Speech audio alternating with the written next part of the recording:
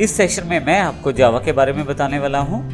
हम इस पूरी सीरीज में कंप्लीट जावा की ट्रेनिंग लेने वाले हैं, जिसमें हम वो बेसिक्स भी शामिल करने वाले हैं जो आपको एंड्रॉयड की प्रोग्रामिंग के लिए भी चाहिए होते हैं। जावा को शुरू करने से पहले मैं आपको ये बता दूं कि ये सबसे पॉपुलर लैंग्वेज बन चुकी है आज की डेट में जावा, और इस पे इस समय भी 9 मिलियन से ज़्यादा डेवलपर्स काम कर रहे हैं।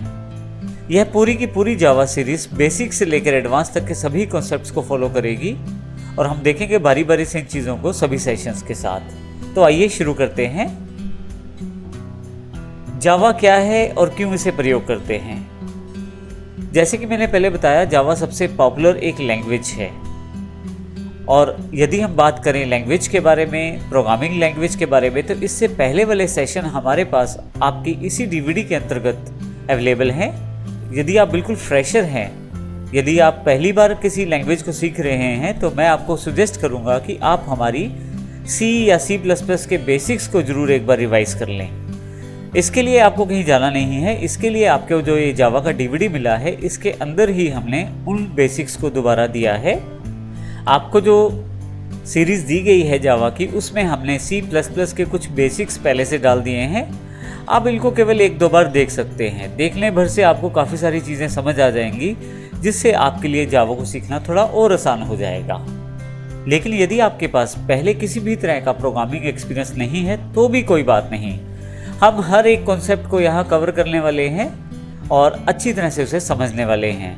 तो आप बिल्कुल बेसिक्स से शुरू करते हुए एडवांस की तरफ चलेंगे। तो आइए शुरू करते हैं जावा के बारे में। जावा एग्जैक्टली हाई लेवल लैंग्वेज है। हाई लेवल का अर्थ आप कंप्यूटर में सिंपल इंग्लिश का प्रयोग करते हुए जावा के प्रोग्राम को डेवलप कर सकते हैं। जावा को सबसे पहले सन माइक्रोसिस्टम ने 1995 में इसे बनाया था, और जावा की सबसे बड़ी विशेषता ये है कि आप जावा के प्रोग्राम को एक बार लिख दें और अलग अलग ऑपरेटिंग सिस्टम या प्लेटफॉर्म्स पे आप इसे चला सकते हैं। जैसे कि आपका लिखा हुआ प्रोग्राम विंडोज़ पे भी उसी तरह से काम करेगा, मैक पे भी उसी तरह से काम करेगा, और यूनिक्स पे भी उसी तरह से काम करेगा।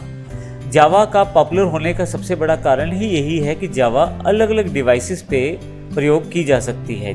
जैसे कि यदि आप एंड्रॉयड मोबाइल का प्रयोग करते हैं, तो उसमें भी काफ़ी सारे ऑपरेटिंग सिस्टम को जावा के साथ बनाया गया है, और काफ़ी सारी ऐप्स जो हैं वो जावा के साथ बिल्ड की जाती हैं। अब इसी तरह से यदि आप विंडोज़ पे काम करते हैं, तो काफ़ी सारी एप्लीकेशंस आपको जावा के साथ वहाँ भी काम करने में मदद करती हैं। तो इसी तरह से यदि आप मैक पे भी काम करते हैं, तो मैक पे भी जावा से बने हुए काफ़ी सारे प्रोग्राम्स को आप प्रयोग कर सकते हैं। सबसे अच्छी बात यह है कि जावा का एक ही प्रोग्राम आप विंडोज़, मैक, यूनिक्स या एंड्रॉयड किसी पे भी रन कर सकते हैं। जैसा कि मैंने पहले बताया, जब कोई प्रोग्राम चलता है तो उसको चलने के लिए एक एनवायरनमेंट चाहिए होता है। जावा अपना एक बना हुआ एनवायरनमेंट पहले से ही आपको देता है, जिसे उसका रन टाइम एनवायरनमेंट कहते हैं, JRE, और कुछ APIs का अर्थ एप्लीकेशन प्रोग्रामिंग इंटरफेस। काफ़ी सारी फाइलें जो पहले से ही बनी होती हैं और आपको काम करने में मदद करती हैं। इसके अतिरिक्त जावा जो है वो आज तक की सबसे मोस्ट पॉपुलर लैंग्वेज रही है। जैसा कि मैंने पहले भी बताया, 9 मिलियन से ज़्यादा डेवलपर आज भी इस पे काम कर रहे हैं, और एंड्रॉयड प्रोग्रामिंग की सबसे बेस्ट सूटेड लैंग्वेज जो है वो जावा है। यह एक छोटी सी इंट्रोडक्शन है। जावा के बारे में हम विस्तृत रूप में आने वाले सभी सेशंस में जानकारी लेंगे। हम ये देखेंगे कि जावा के और कौन से एस्पेक्ट हैं जिनको जानना ज़रूरी है, जिनसे हम इस लैंग्वेज को अच्छी तरह से सीख सकते हैं। तो इस सेशन में हमने जावा की एक ब्रीफ इंट्रोडक्शन प्राप्त की।